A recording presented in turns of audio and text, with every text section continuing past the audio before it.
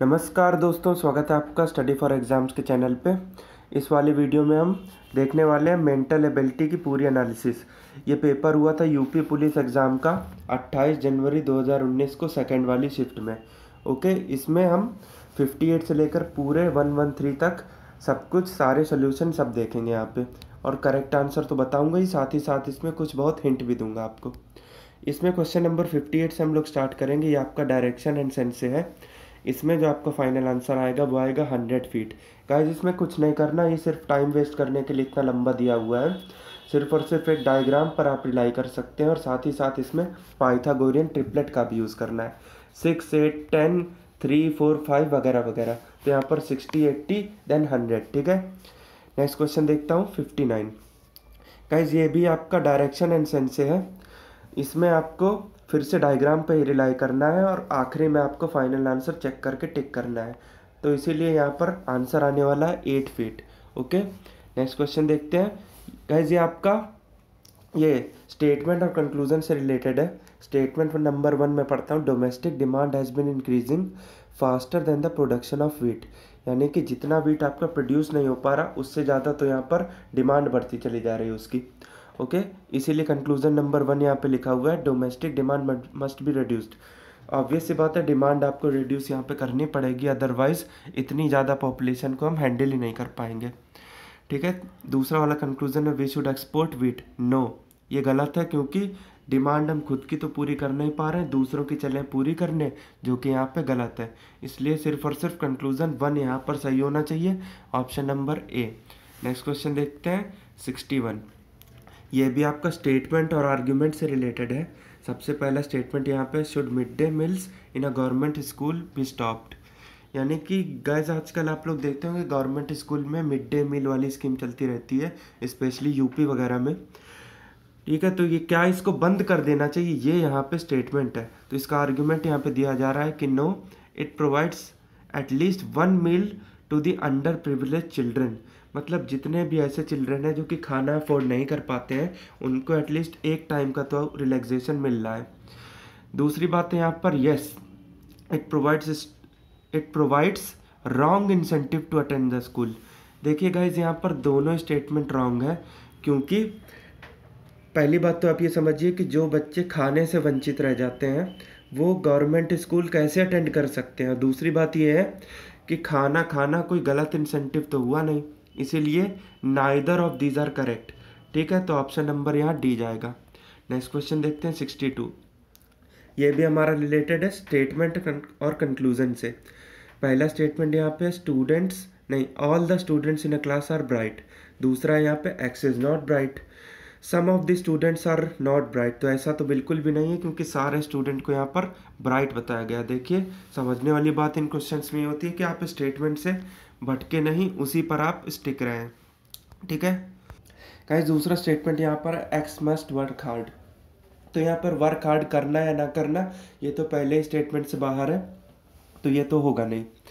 तीसरा हमारा है, x is not a student of that class. तो ये बिल्कुल परफेक्ट बैठ रहा है यहाँ पे, इसलिए तीसरा यहाँ पर करेक्ट आंसर होगा, ऑप्शन नंबर सी जाएगा इसका। नेक्स्ट क्वेश्चन देखते हैं 63। इसमें आपको सिलेक्ट करना है कि ऐसा वर्ड बताइए जो कि अल्फ़ाबेटिकल ऑर्डर को ना फॉलो कर रहा हो। कल वाली दोनों शिफ्टों में हमने देखा था कि अल्फ़ाबेटिकल ऑर्डर को हमें फॉलो कराना था, इसमें हमको फॉलो नहीं कराना है। इसमें आपको ऑर्डर फॉलो नहीं कराना है, तो इसमें ब्लैंक, क्योंकि बी के बाद तो सी आता है ना, ए कैसे आ सकता है, इसलिए यहाँ पे जाएगा option number A. Next question देखते हैं 64। इसमें आपको ये इतने सारे अल्फ़ाबेट दिए हुए हैं, तो इनमें से आपको ये बताना है कि इनका यूज़ करके किसको बनाया जा सकता है, which of the following can be formed. इससे पहले हम लोग देखते थे कैन नॉट बी वाली, ये कैन बी वाला है। तो इसमें आप लोग एलिमिनेशन मेथड का यूज़ किया कीजिए, कि सबसे पहले तो आप चारों ऑप्शन में ऐसा पर्टिकुलर लेटर ढूंढिए जो कि नहीं दिया हुआ है इस वाले ओरिजिनल में। ठीक है, तो मैं देख पा रहा हूँ कि ई नहीं गिवन है, तो सबसे पहले आप क्या करिए, ऑप्शन जिसमें ई है सबको काट दीजिए, तो जो बच जाएगा वो आंसर हो जाएगा। इस वाले केस में ए हो जाएगा। नेक्स्ट क्वेश्चन देखते हैं, वर्बल एनोलॉजी से रिलेटेड है, rooster is to hen is proportional to stallion is to what. ठीक है गाइस, तो इसमें रूस्टर का मतलब होता है मेल मुर्गा, ठीक है, ऐसा मुर्गा जो मेल है, और हैन मतलब होता है मुर्गी, फीमेल वर्जन। तो ठीक है, मेल फीमेल का रिलेशन आपको यहाँ पर भी लेना है। स्टैलियन का मतलब आपका होता है मेल घोड़ा। ठीक है, ऐसा घोड़ा जो कि मेल है, तो स्टैलियन का हो जाएगा मेयर, घोड़ी। ऑप्शन नंबर 20 का करेक्ट आंसर होगा 65 का। नेक्स्ट क्वेश्चन देखते हैं 63। राइटर इज टू बुक, तो ऐसा रिलेशन आप ढूंढ के बताइए जो कि प्रोफेशनैलिटी की फीलिंग लाता है। तो राइटर बुक को लिखता है तो इसका काम ही तो हुआ। तो यहाँ पर मुझे नज़र आता है कि potter is to pot. Okay, क्योंकि पॉटर का काम होता है पॉट को बनाना। तो ऑप्शन नंबर सी। 67 देखता हूँ। A B is to N O proportional to K L is to what. तो इसमें गाइज आपको सक्सेसिव डिफरेंस लेना है। ए से एन के बीच में होता है 13 का गैप, बी से ओ के बीच में 13 का गैप, तो के से 13 आगे बढ़िए आप, तो आपको मिलेगा 13 11 24, जो कि मतलब शुरू में एक्स आ रहा है। तो ऐसा एक ही ऑप्शन है डी। जल्दी से करके इसको आगे बढ़ते हैं। 68 है हमारा। म्यूजिक का रिलेशन इससे है, तो कैनोई का रिलेशन किससे होगा? ठीक है, तो इस वाले को आपको देखना है। तो गाइज ये भी सक्सेसिव डिफरेंस पे बेस्ड है। तो गाइज इसमें भी एम से लेकर एक्स के बीच में आप गैप ढूंढेंगे तो 13 6 19 का आएगा। ठीक है, प्लस 6 का, 21 से 26 तो 5 का, तो 6 5 4 3 2 1, इस वाले रिलेशन को आप फॉलो करें तो I F R S G. तो ऑप्शन ए यहाँ पर करेक्ट होगा। नेक्स्ट क्वेश्चन देखते हैं हम लोग। 69 ये आपका सिंपल सा न्यूमेरिक सीरीज पे बेस्ड है। 9 7 16, 16 + 8 24, 24 + 9 33, 33 + 10 43। ठीक है, फिर 11 फिर 12, 54 12 66, तो 43 एंड 66, ये बना आपका पेयर, ऑप्शन नंबर सी। ठीक है, नेक्स्ट क्वेश्चन देखते हैं 70। इसमें आपको y/x की वैल्यू निकालनी है। तो गाइज इस सीरीज का कोई सोल्यूशन नहीं मिल पाया है। ठीक है, या तो इस क्वेश्चन को कैंसिल करना पड़ेगा आयोग को, या तो इसका आंसर अगर किसी को पता है, आपने जो भी अटैम्प्ट किया आप अपना अटैम्प्ट बताएं। ठीक है, क्वेश्चन नंबर 70 के लिए आप लोग ट्राई करें। नेक्स्ट क्वेश्चन देखते हैं 71। गाइज ये भी न्यूमेरिक सीरीज से आपका क्वेश्चन है। 7 11 4 का गैप, 8 12 4 का 9 13 10 14 11 15। ठीक है, option number A. Next question देखते हैं 72। CFILO, ये आपका गाइज अल्फ़ाबेटिकल सीरीज से रिलेटेड क्वेश्चन है। इसमें भी आपको अल्फ़ाबेट को कन्वर्ट करना पड़ेगा नंबर। तो गाइज इसमें अगर मैं कन्वर्ट करना चाहूँ तो C की वैल्यू 3 6 9 12 15, ये वाली बात यहाँ पे आएगी। तो अगर इसको जिसको नंबर रटे हुए हैं ना, तो वो आसानी से कर ले जाएगा। तो सेम टाइप की 3 3 के गैप वाली सीरीज आइडेंटिफाई करनी है यहाँ पे। तो LORUX 12 15 18 21 एंड 24, 3 3 का गैप है यहाँ पे। तो ऑप्शन नंबर डी इसका करेक्ट आंसर होगा। नेक्स्ट क्वेश्चन देखते हैं 73। AABF। तो गाइज इसकी सही सीरीज नहीं पहचान में आ पा रही। 1 1 2 6 एक दूसरे से कैसे रिलेटेड है, कोई लॉजिक नहीं बना। तो इस क्वेश्चन को भी आप अटेम्प्ट करें। मैं सर्किल कर दे रहा हूँ जिस क्वेश्चन का आंसर नहीं मिला। तो एक था 70, दूसरा आपके पास अभी तक आया 73। तो गाइज नेक्स्ट क्वेश्चन देखते हैं।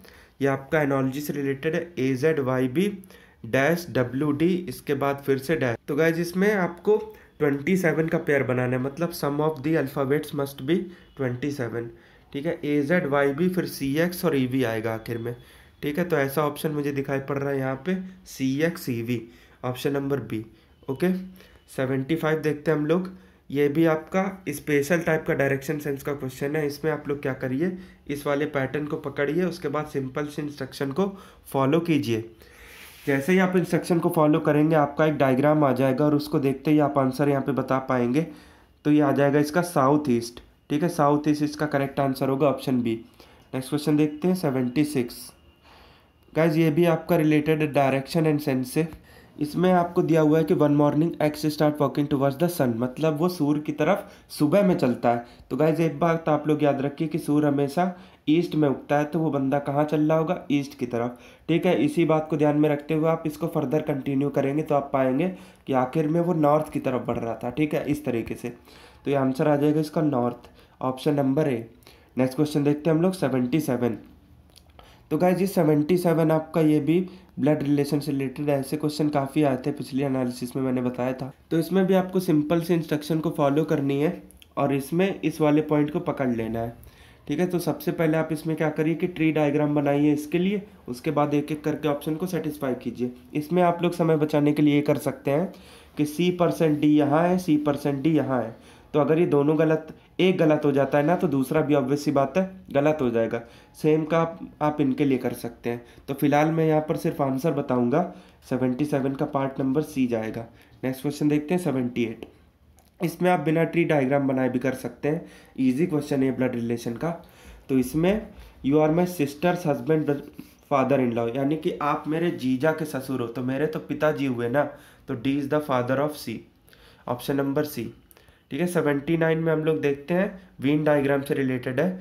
इसमें सबसे पहले आप ये देखा करिए कि पूछा क्या गया है, which set of the letters represent mothers who are not actors, यानी मदर को आप सिर्फ सिलेक्ट करिए, पूरा पढ़ने की ज़रूरत नहीं है।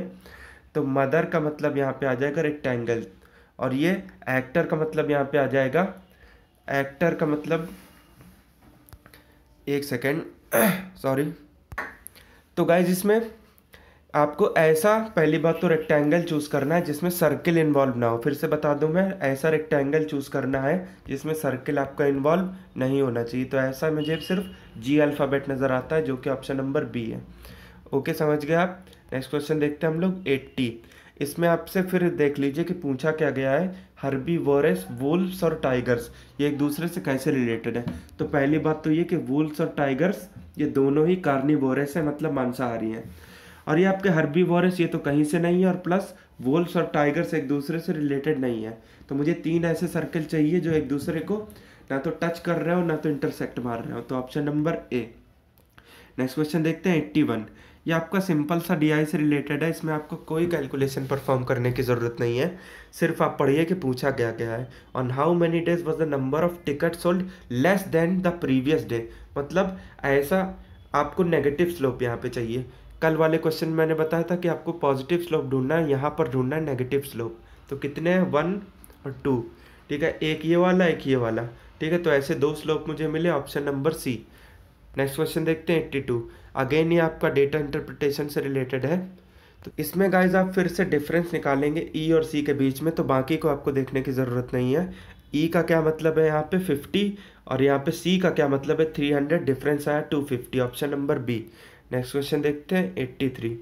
इसमें आपका डेटा इंटरप्रिटेशन से रिलेटेड है, लेकिन इसमें डेटा मिसिंग है, इसलिए क्वेश्चन सॉल्व नहीं हो पाया। अगर किसी ने क्वेश्चन सॉल्व किया हो तो अपने अपने अटैम्प्ट बताएं, वैसे इसका सोल्यूशन देने के लिए डेटा यहाँ पर सफिशिएंट नहीं है। नेक्स्ट क्वेश्चन देखते हैं 84। तो इसमें ये ऑड वन आउट से रिलेटेड है आपका। इसमें आपको ऐसी चीज़ बतानी है जो इन तीनों से रिलेटेड नहीं हो, अलग चीज़ आपको आइडेंटिफाई करनी है। तो इसमें सैड है, एग्जाइटेड है और हैप्पी है, ये तीनों आपके इमोटिकन्स है। ठीक है, इमोशनल पार्ट है आपके ये। और जो आपका फेल है ये आपके कर्म पे डिपेंड करता है, आप काम कितना करते हो। तो ये वाली बात है यहाँ पे, तो ऑप्शन नंबर ए सही जाएगा। नेक्स्ट क्वेश्चन देखते हैं 85। 85 में ऑप्शन नंबर यहाँ पे ORU चला जाएगा, क्योंकि यहाँ पर 3-3 का डिफरेंस है। बाकी में अगर आप देखें तो इसमें आपको 2-2 का डिफरेंस नज़र आएगा, UWY चाहे IKM चाहे ये CEG, बाकी ये अलग हो जाएगा ORU, option number A. Next question देखते हैं इसमें 86। गाइज ये आपका ऑड वन आउट से रिलेटेड है, लेकिन ये नॉन वर्बल का पार्ट है। तो इसमें सिंपल सा लॉजिक आप ये देखिए कि यहाँ पर एक लाइन ऐसे बनी एक लाइन ऐसे बनी, मतलब 2 आइडेंटिकल पेयर्स, यहाँ पर भी 2 आइडेंटिकल पेयर्स, यहाँ पर भी 2 आइडेंटिकल पेयर्स, लेकिन यहाँ पर एक ही आइडेंटिकल पेयर मिला है, तो ये वाला ऑप्शन सी चला जाएगा। नेक्स्ट क्वेश्चन देखते हैं 87। गाइज इस टाइप के क्वेश्चन कल भी आए थे, तो इसमें हमारे सब्सक्राइबर ने, कई लोगों ने कमेंट किया यहाँ पे कि इस टाइप के क्वेश्चन को कैसे करना चाहिए। तो इसमें सबसे पहले आप ये देखिए कि तीनों में तो गाइज इसमें अगर आप ऑप्शन सी में नज़र डालें तो यहाँ पर एफ नज़र आएगा आपको, जबकि एफ, ए, बी और डी में नज़र नहीं आएगा, तो इस वजह से ऑप्शन सी यहाँ पे जाएगा। ये 87 का सी। नेक्स्ट क्वेश्चन देखते हैं हम लोग 88। तो 88 में आपको एनोलॉजी से रिलेटेड बताना है, wife is to husband is to bride is to what. ठीक है, तो ब्राइड कब आता है, ग्रूम। नेक्स्ट क्वेश्चन देखते हैं हम लोग 88। तो 2.3:8 इज प्रोपोर्शनल टू 3.4 वॉट। तो इसमें ही आपको कंफ्यूज करने के लिए दिया हुआ है 2.3, जबकि असल बात है यहाँ पे 2⁻3। ठीक है, इसका मतलब होता है 8, तो 3⁻, का मतलब होता है 81, ऑप्शन नंबर बी यहाँ पे करेक्ट है। नेक्स्ट क्वेश्चन देखते हैं 90। तो इसमें एम्बेडेड फिगर आपको पहचानना है। तो इसमें अगर मैं देखूँ तो ये ऐसे ऐसे फिर ये, तो ऑप्शन नंबर बी यहाँ पर एकदम करेक्ट होगा। नेक्स्ट क्वेश्चन देखते हैं 91। तो गाइज इसमें आपको बतानी है मिरर इमेज, नहीं सॉरी, ये आपके फिगर कंप्लीशन से रिलेटेड है। तो मैंने कल भी बताया था आपकी दोनों एनालिसिस में कि इसमें ऑप्शन को आप अज्यूम करके पुट करके देखें और जो पैटर्न आपको एग्जैक्ट फिट बैठता है उसके हिसाब से ऑप्शन मार्क करें यहाँ पे। तो यहाँ पे ऑप्शन नंबर बी करेक्ट होगा। ओके, नेक्स्ट क्वेश्चन देखते हैं हम लोग 92। गाइज ये आपका एकदम सिमिलर क्वेश्चन है, या फिर मैं ये कहूँ डेटा सहित इसको रिपीट कर दिया गया है। तो इसमें कल मैंने बताया था ऑप्शन नंबर डी, तो मेरे हिसाब से वही होना चाहिए। बाकी आप लोग अपने अपने अटेम्प्ट बता सकते हो। Question number 93। अगेन ये फिर से डाइस का सवाल है, तो इसमें मैंने कॉन्सेप्ट आपको बता रखा था कि अल्टरनेट वाले जो फिगर है ना, ये एक साथ डाइस में कभी नहीं बनेंगे। ठीक है, ये दोनों नहीं बनेंगे, ये दोनों नहीं बनेंगे, और स्टार और ये वाला आपका नहीं बनेगा। ठीक है, तो इसमें मैं देख पा रहा हूँ कि हेक्सागन के साथ आपका स्ट्रेट लाइन बन रही है, जो कि गलत है। ऑप्शन नंबर बी यहाँ पर सही है। 94 देखते हैं हम लोग। तो गाइज 94 के लिए आपको यहाँ पर कंडीशंस दे रखी हैं, जिसको मैं आपको एक्सप्लेन कर। तो गाइज इसके लिए क्वेश्चन 94 से 96 के लिए आप कंडीशन समझ लीजिए। क्वेश्चन नंबर, ये कंडीशन नंबर ए है हमारी, कि इसकी रेंज दी गई है कि ये ज़मीन कितनी होनी चाहिए जो कि बाढ़ से इफेक्ट हुई है। तो इसमें 5 से लेकर 25 तक की रेंज यहाँ पे दी गई है। 5 एक्सेप्टेबल है जबकि 25 नहीं, इन दोनों के बीच सारी रेंज आपकी एक्सेप्टेबल है एकड़ के अंदर। कंडीशन नंबर 1 क्लियर है आपको। इसके बाद कंडीशन नंबर 2। गाइज ये जो आपका फार्म है ये कम से कम 2 फीट पानी के नीचे होने चाहिए एटलीस्ट फॉर 7 डेज। तीसरी हमारी कंडीशन है कि खेत के अलावा फार्मर अगर कहीं से कुछ कमाता है तो वो 20,000 से ज़्यादा नहीं कमाना चाहिए, लेस देन इक्वल टू 20 के। उसके बाद क्वेश्चन कंडीशन नंबर डी है यहाँ पे कि फसल बाढ़ के समय खेत में फसल एकदम स्टैंड करनी चाहिए, कि जब आपकी बाढ़ आएगी तो खेत में फसल आपकी कटी नहीं होनी चाहिए बल्कि वहाँ पर लगी होनी चाहिए। ई पार्ट है कि जो आपका फार्म है इसका बीमा क्लेम नहीं होना चाहिए। और इसके अलावा कुछ सब कंडीशंस दी गई हैं यहाँ पे कि किसी वाले केस में अगर कोई सब्सिडी रिसीव होती है तो वो इनकम में नहीं गिनी जाएगी। फिर उसके बाद डी के केस में बताया गया है कि अगर आपकी जो फसल है वो भी डूब गई तो आपको सिर्फ और सिर्फ 2.5 लाख रुपए ही मिलेंगे। फिर उसके बाद ई के केस में यहाँ पे बात की जा रही है कि अगर बीमा मान लीजिए क्लेम कर भी दिया गया और वो 5 लाख से कम क्लेम किया गया, तो 5 लाख से तो उस पर्टिकुलर रकम को 5 लाख में से डिडक्ट करके यहाँ पर दिया जाएगा। अब बात करता हूँ मैं क्वेश्चन नंबर 94 की, जो कि इस कंडीशन पे बेस्ड है। तो इसमें 30 एकड़ ज़मीन है जो कि हमारी रेंज से बाहर है, इस वजह से यहाँ पर कोई मुआवजा ना दिया जाए। ऑप्शन नंबर सी। 95 में यहाँ पे दिया हुआ है। तो गाइस क्वेश्चन नंबर 95 में अगर मैं इस वाले स्टेटमेंट को पढ़ूँ कि 8 दिनों तक बाढ़ आई थी और खेत 2.5 फीट तक पानी में डूबा हुआ था, लेकिन कितने दिन डूबा हुआ था ये चीज़ यहाँ पर डिफाइंड नहीं है, तो आंकड़े अपर्याप्त है। Option number D. सिमिलरली 96 में ये दिया हुआ है कि 15 में से 10 एकड़ जो ज़मीन है आपकी वो 2.5 फीट यहाँ पर सबमर्ज थी और फार्मर ने किसी भी इंश्योरेंस को क्लेम नहीं किया था। तो सारी कंडीशन यहाँ पर सेटिस्फाई कर रहे हैं, तो इनको दे देना चाहिए बिना कुछ कटौती की। Option number A. 97 है हमारा। 97 है हमारा। ये आपको पैटर्न को यहाँ पे कंप्लीट करना है। तो इस टाइप का क्वेश्चन कल भी आया था। तो आप देख रहे हैं फर्स्ट और थर्ड में अगर आप बात करें तो यहाँ से लेकर यहाँ तक, फिर उसके बाद ये वाली सीरीज़ हो जाएगी। तो आप इसमें एक चीज़ यहाँ पर नोटिस करेंगे कि आपका जो ये ट्राइंगल है ना वो एक्सट्रीम राइट में आना चाहिए। तो सी और डी में यहाँ पे कंफ्यूजन है, कुछ क्लियर नहीं हो पाया है। अपने अपने अटैम्प्ट यहाँ पर आप लोग बताएं। क्वेश्चन नंबर 98 में अगर आप बात करें तो ऐसा क्वेश्चन मैंने कल भी कराया था। गाइस क्वेश्चन नंबर 98 आपका नॉन वर्बल से रिलेटेड है। इसमें आप अगर देखें तो ट्राइंगल को कन्वर्ट कर दिया गया है आपका सेमी सर्किल में। तो ट्राइंगल को आप रिप्लेस करिए सेकंड और फोर्थ के बीच में सेमी सर्किल से। Option number A. बाकी सब आपका सेम होगा। Next question 99। तो ये एम्बिगुअस है, इसमें अगर किसी ने किया हो तो बता दे। Question number 100। तो इसमें मुझे निकालनी थी मिरर इमेज, जो कि ऑप्शन नंबर डी इसका करेक्ट जाएगा।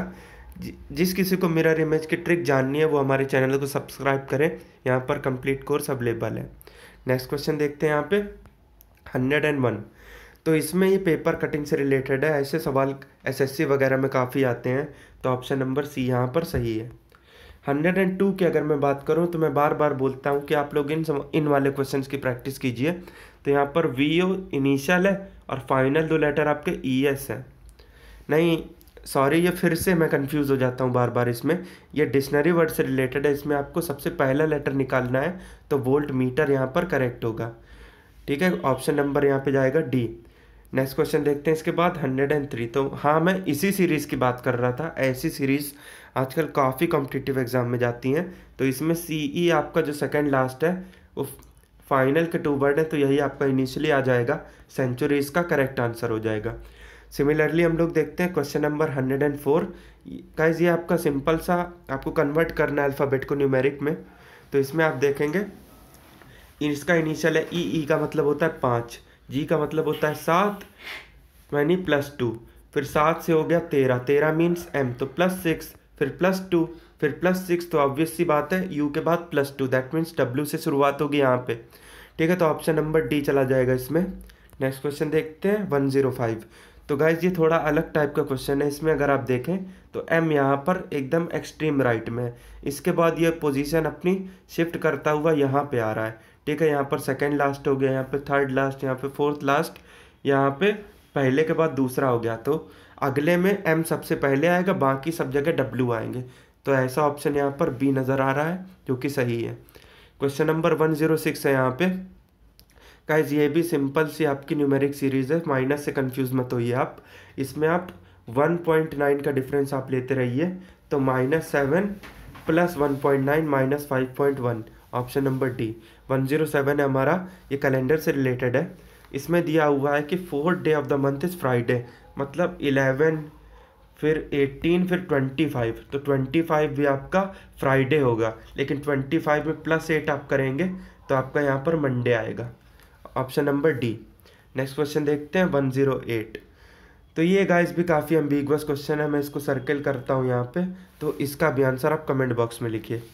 109 है हमारा ये। गाइस इस टाइप का क्वेश्चन मैंने आपको काफ़ी कराया था। तो इसमें आप देखेंगे कि 8, 7 और 2 कहीं ना कहीं यूज़ हो जाएंगे, तो एंड के लिए बचेगा क्या? एंड के लिए सिर्फ और सिर्फ 3 बचेगा, option number D. Next question देखते हैं। गाइस ये आपका 5 सेकंड में सॉल्व करने वाला क्वेश्चन है। एन की आप वैल्यू पकड़िए, तो n = 1, n = 1 एक ही ऑप्शन में सी में। नेक्स्ट क्वेश्चन देखते हैं 111।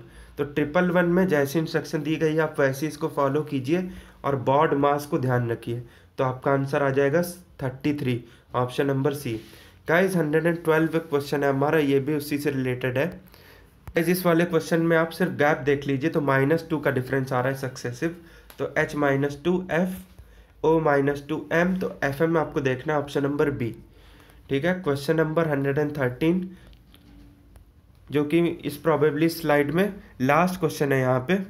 तो इसमें आप सिर्फ और सिर्फ इस वाले इंस्ट्रक्शन को पकड़ करके रखिए और इसके अनुसार आप एक फिगर बनाइए। जैसे ही आप फिगर बनाते हैं तभी आपको पता चल जाएगा कि इस वाले ऑप्शन में क्या जाना चाहिए। गाइस इस वाले क्वेश्चन में मैंने आपको बताया कि जब आप इस फिगर को बनाएंगे तो आप S को सबसे टॉप पे पाएंगे, उसके बाद कोई तीसरे पर्सन होंगे, उसके बाद नीचे मिलेगा P, तो S will be the grand mother of P। S उनकी दादी या नानी में से कोई एक लगेंगी, तो ग्रैंड मदर होगा। गाइज इसी तरीके से मैंने आपके साथ डिस्कस किए ये सारे क्वेश्चंस। आप हमारे इस वाले चैनल को भी सब्सक्राइब करें अगर आप वनडे एग्जाम्स की तैयारी करते हैं। यहाँ पर कंप्लीट कोर्स मिलेगा आपको, जैसा कि ज्ञान सर आजकल अनाउंस कर रहे हैं। ठीक है, थैंक यू फॉर लिसनिंग। आप इसको लाइक और शेयर कीजिए।